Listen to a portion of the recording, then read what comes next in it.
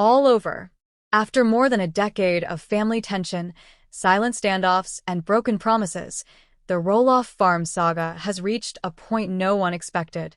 What began as a wholesome reality show about family and resilience has now unraveled into something far darker.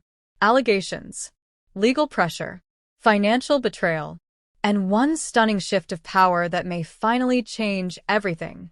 For years, fans believed the farm was the heart of the Roloff family, a place built on love, legacy, and shared dreams. But behind the smiling pumpkins and family photos, cracks were forming. Cracks that would eventually split the family beyond repair.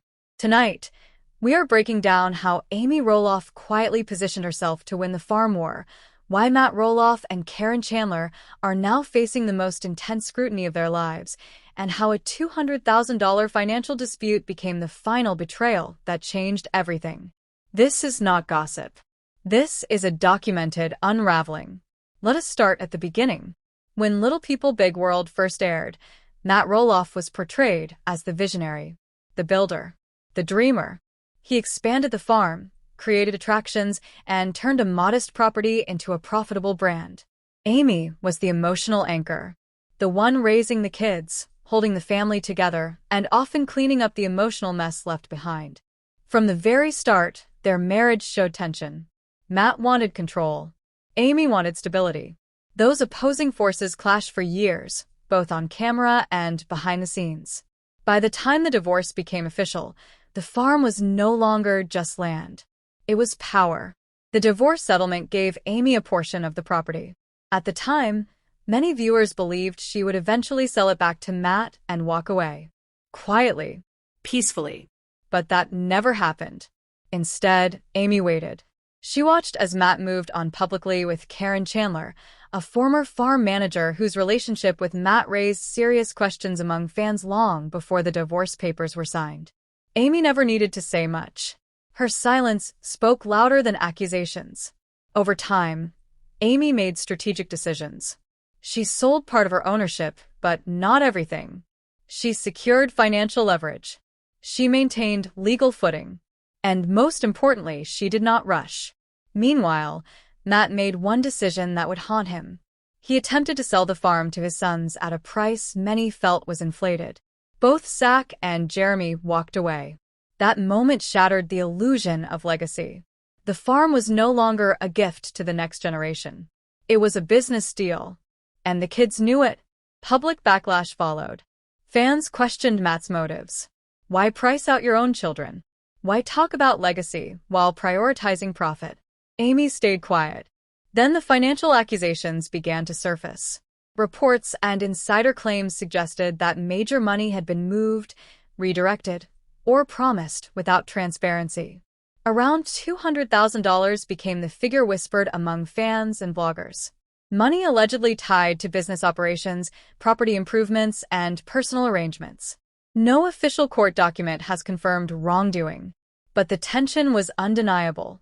Then came the legal pressure. Local authorities confirmed increased scrutiny around property management and financial filings connected to Roloff farm operations. No official conviction. No final ruling. But investigations do not happen without cause. Matt and Caryn publicly denied any wrongdoing. They maintained everything was above board. Still, the tone shifted. Sponsors pulled back. Fans questioned everything. Even the show began to feel different. Less warm. More defensive. And this is where Amy re-entered the story in a powerful way. While Matt appeared defensive and reactive, Amy looked steady, grounded, prepared. She had rebuilt her life. A new marriage, a new home, a calmer presence. But she never lost sight of the farm. Legal analysts believe Amy's early decisions during the divorce protected her from later financial fallout. Her portion of the property was clean, clearly documented, carefully separated. If accountability lands anywhere, Amy is positioned on the safest ground. That is why many now believe Amy has effectively won the long game. Not by fighting, not by shouting, but by waiting. The alleged arrest rumors that exploded online only intensified the chaos. While no confirmed arrest records have been publicly released, the speed at which those rumors spread revealed something important. Trust is gone.